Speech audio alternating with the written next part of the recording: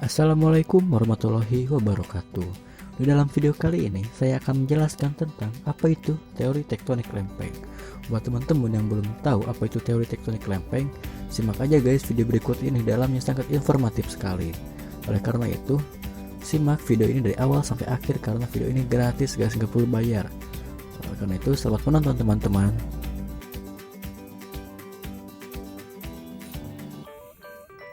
Jadi gini teman-teman, teori tektonik lempeng ini menyatakan bahwa lempeng benua yang ada sekarang ini yaitu mengapung di atas lapisan batuan yang lebih berat dan cair, yaitu astenosfer. Teori tektonik lempeng juga menyatakan bahwa bumi kita ini terdiri dari lapisan dalam dan luar, lalu bagi-bagi berdasarkan karakteristik fisik maupun kimiawinya. Lapisan luar yaitu meliputi litosfer dan astenosfer, sedangkan lapisan dalam meliputi mantel dan inti.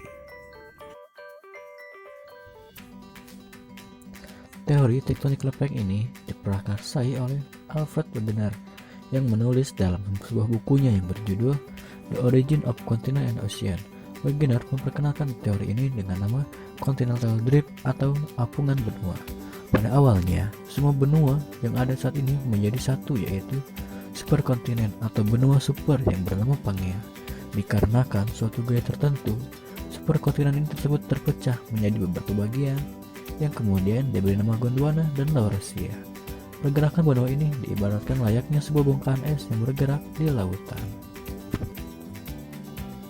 Teman-teman, teori lempeng tektonik ini bukanlah sebuah teori yang asal. Akan tetapi, teori lempeng tektonik ini memiliki bukti yang mendukung bahwa kebenaran dari teori tektonik ini benar-benar memang ada. Yang pertama, buktinya bisa dilihat dari klimatologi, yang kedua bisa juga dilihat dari unsur biologinya, dan yang terakhir bukti ini bisa dilihat juga dari unsur geologinya.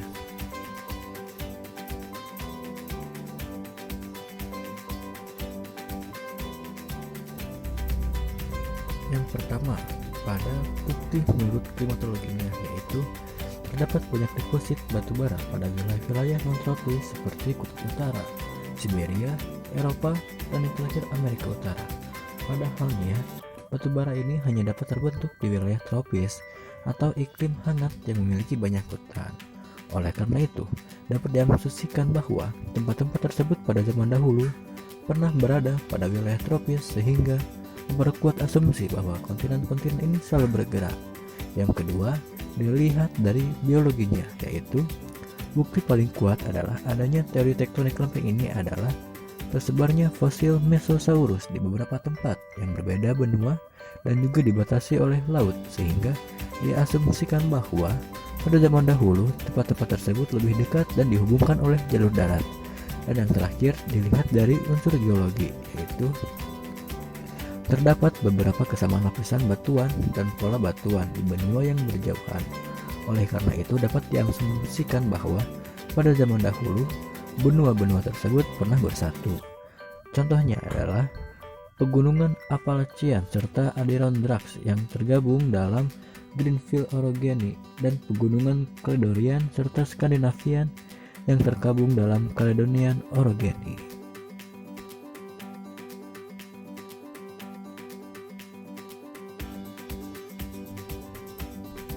Mengapa lempeng bumi bisa bergerak? Anggapan umum mengenai alasan lempeng bergerak adalah karena berat dari kerak samudera dan cairnya lapisan astenosfer. Energi awal pergerakan lempeng disuplai oleh arus konveksi dari mantel yang merupakan salah satu metode perambatan panas bumi. Namun, sekarang ada beberapa teori baru mengenai alasan awal pergerakan lempeng, mulai dari berat jenis, kerak samudera, hingga gaya rotasi bumi. Dan kali ini dalam video ini akan dibahas 3 gaya yang mempengaruhi pergerakan lempeng bumi, yaitu dinamika gravitasi lempeng, dinamika dalam mantel, dan rotasi bumi.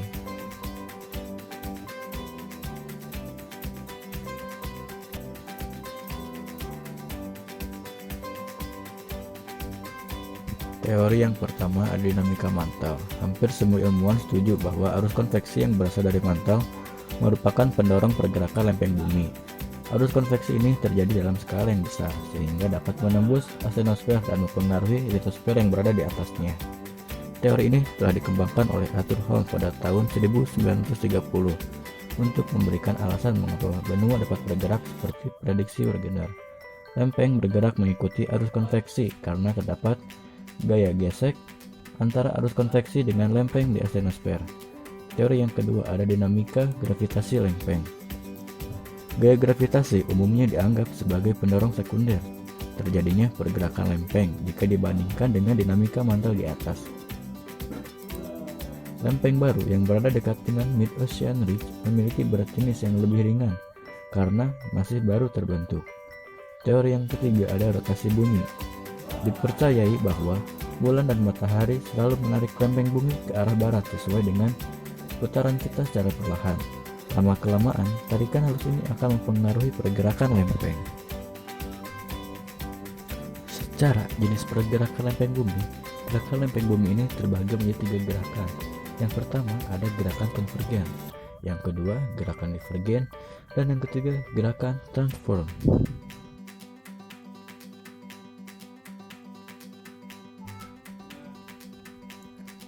Gerakan konvergen adalah gerakan di mana dua lempeng yang bertemu. Kondisi ini dapat menyebabkan fenomena subduksi jika terdapat lempeng yang lebih berat atau sama-sama berat, dan fenomena kolisi jika lempeng sama-sama ringan. Contoh dari fenomena subduksi ini antara kerak benua dengan kerak samudra adalah pada sebagian selatan Pulau Jawa. Gerakan subduksi antara lempeng samudra dengan samudra contohnya adalah Kepulauan Mentawai, West Indies, dan Filipina. Gerakan ini akan menciptakan bentang alam. Gerakan konvergen merupakan salah satu penyebab adanya pegunungan di muka bumi. Gerakan kolisi ini dapat menciptakan barisan pegunungan, sedangkan subduksi menciptakan barisan pegunungan vulkanik. Subduksi dan kolisi juga dapat menyebabkan terjadinya pegunungan lipatan pada wilayah lempeng yang ditekani karena terdapat deformasi batuan.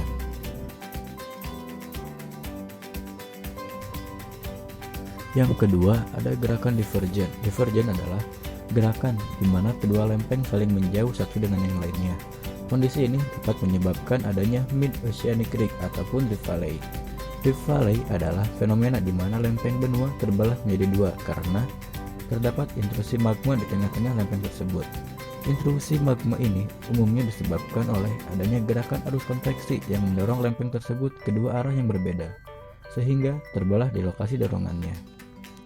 Rekahan tengah samudra adalah fenomena di mana kerak samudra terbelah menjadi dua bagian. Hal ini bisa terjadi karena adanya dorongan dari magma yang bergerak ke atas dari dalam perut bumi. Mid-oceanic ridge ini menciptakan lempeng samudra atau yang baru setiap saatnya. Oleh karena itu, semua samudra yang memiliki mid-oceanic ridge umumnya bersifat melebar.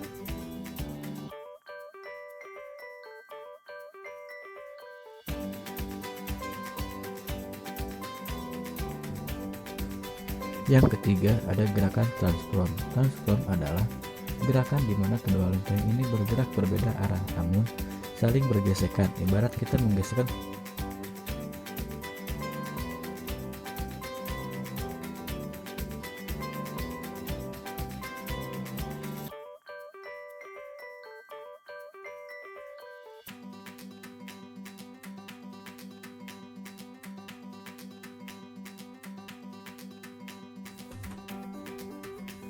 Teori tektonik lempeng ini menunjukkan bahwa lempeng-lempeng di bumi ini bergerak secara dinamis dan saling mempengaruhi.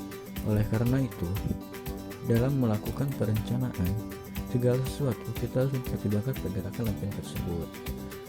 Jadi begitu teman-teman pematerian dari video kali ini. Semoga video ini bermanfaat untuk kita semua. Sekian, Assalamualaikum warahmatullahi wabarakatuh.